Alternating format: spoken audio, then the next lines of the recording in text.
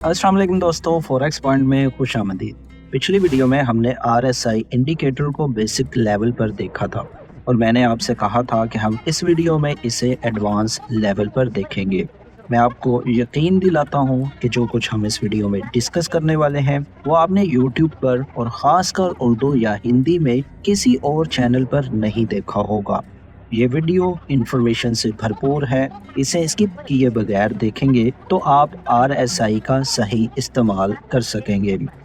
तो चलें वीडियो को शुरू करते हैं।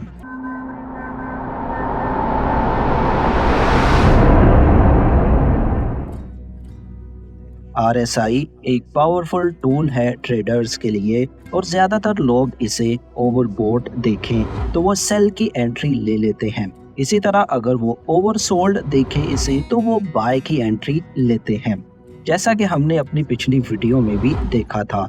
लेकिन मैं आपको बताता चलूं कि आरएसआई का ये इस्तेमाल गलत है। जी हाँ, ये दुरुस्त इस्तेमाल नहीं है।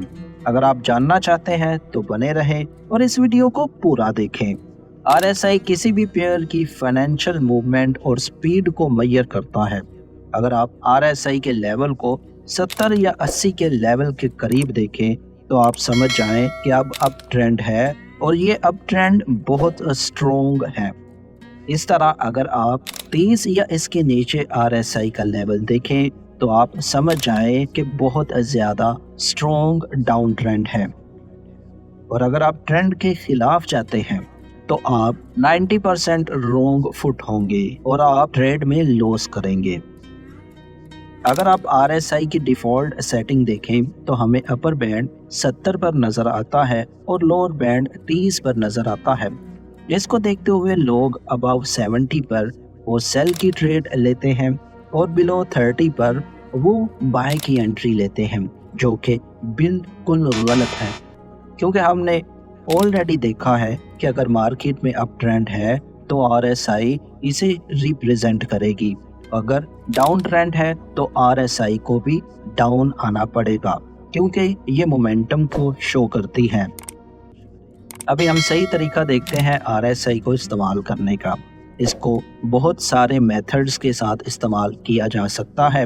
मिसाल के तौर पर सपोर्ट एंड रेजिस्टेंस लेवल के ब्रेकआउट और ब्रेकडाउन पर, ट्रेंड लाइन या दूसरे टेक्निकल चार्ट पैटर्न्स या इंडिकेटर के साथ मिलाकर हम इसको इस्तेमाल कर सकते हैं। लेकिन हम इस वीडियो में बात करेंगे आरएसआई की डाइवर्जेंस पर।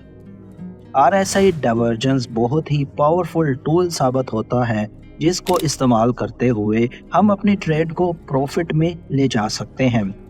ये डाइवर्जेंस दो तरह की होती हैं, एक क्लासिक या रेगुलर डाइवर्जेंस और दूसरी हिडन डाइवर्जेंस। और फिर इन दोनों में भी दो और डाइवर्जेंस होती हैं, बुलिश एंड बेरिश।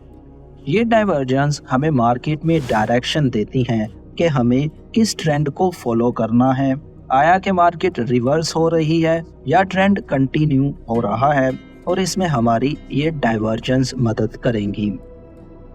अभी हम बुलिश रेगुलर डाइवर्जेंस को देखते हैं, लेकिन उससे पहले मैं बताना चाहता हूँ कि डाइवर्जेंस कैसे बनती है। डाइवर्जेंस उस वक्त बनती है जब मार्केट का प्राइस एक्शन और आरएसआई एक दूसरे के खिलाफ जा रहे हो। मिसाल के तौर पर प्राइस एक्शन ऊपर जा रहा हो तो आरएसआई की लाइन नीचे को जा रही हो, जैसा कि आप हमारे गोल्ड के चार्ट पर भी देख सकते हैं। मार्केट डाउन ट्रेंड में होती है और आरएसआई अपना लो पॉइंट बनाती है, लेकिन उसके बाद आरएसआई का लेवल इस पॉइंट से नीचे नहीं आता, जबकि मार्केट की प्राइस ऑलमोस्ट इस प्राइस से भी नीचे आ जाती है। तो मतलब आरएसआई और प्राइस एक्शन एक दूसरे से डिसएग्री कर रहे हैं, तो इसको हम रेगुलर डाइवर्जेंस कहेंगे, जो कि स्ट्रॉन्ग इंडिकेशन है मार्केट के रिवर्सल का। क्लासिक या रेगुलर डाइवर्जेंस मार्केट को रिवर्स करने की तरफ इशारा करती है। इसी तरह हम बेरिश रेगुलर डाइवर्जेंस को भी देखते हैं। आप आरएसआई के इस पॉइंट को देखें जो कि अपने हाई लेवल पर है, और आप चार्ट पर गोल्ड की प्राइस देखें जो कि 2010 के करीब है, लेकिन फिर प्राइस 2010 से 2067 तक जाती है लेकिन आप देखें कि RSI तो डाउन जा रही है बजाय ऊपर जाने के। तो दोस्तों इसीलिए मैंने आपको शुरू में बताया था कि ओवरसोल्ड और ओवरबोट को देखकर आपने एंट्री नहीं लेनी, नहीं तो आप रॉन्ग फुट होंगे। इस अमल को हम बेरिश डाइवर्जेंस कहेंगे। और इस बेरिश डाइवर्जेंस के बाद आप देखें कि मार्केट नीचे को जाना शुरू हो गई थी। मैं उम्मीद करता हूं कि आपको रेगुलर या classic bullish and bearish divergence का इल्म हो गया होगा। अगर आपका कोई भी सवाल है तो आप मुझे कमेंट में पूछ सकते हैं, मैं पूरी कोशिश करूंगा आपके जवाब देने की। अब सवाल ये आता है कि हमें रेगुलर डाइवर्जेंस तो मिल गई है, तो हमें एंट्री कहाँ लेनी चाहिए? आइए वो भी देखते हैं। आप बुलिश डाइवर्जेंस को देखें, ये हमारा पहला एविडेंस है। फिर आप इस पैटर्न को देखें जो कि पियर्सिंग लाइन पैटर्न है, ये हमारा दूसरा एविडेंस है। और फिर हमारा तीसरा एविडेंस है रेजिस्टेंस लेवल का ब्रेकआउट। तो हमें एक नहीं, दो नहीं, बल्कि तीन कंफर्मेशन मिलती हैं। तो हम इस ब्रेकआउट की कैंडल पर भी एंट्री ले सकते हैं, या फिर आप पैटर्न की कंफर्मेशन पर भी एंट्री ले सकते हैं।